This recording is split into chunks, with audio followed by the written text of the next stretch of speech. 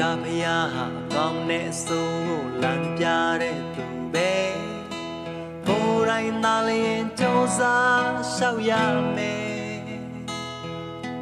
လောဘဒေါသမောဟတရားတွေငြိမ်းချမ်းအေးစေတဲ့နေရအမှန်ကိုသူလမ်းပြခဲ့တယ်ဒါပေမဲ့လူတွေခလုံးမထီသေး၍မေးလို့ထားပါတယ်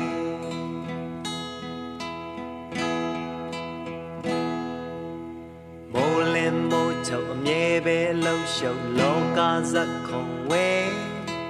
မိုးကရေကအမျိုးမျိုးကကြတယ်သူကြောင့်ငါကြောင့်ခဏခဏလမ်းပြောင်းလူဘဝခရီးပါပဲကြုံလာချိန်တိုပါကြောင့်အတားတွေအချိန်တန်တော့လဲ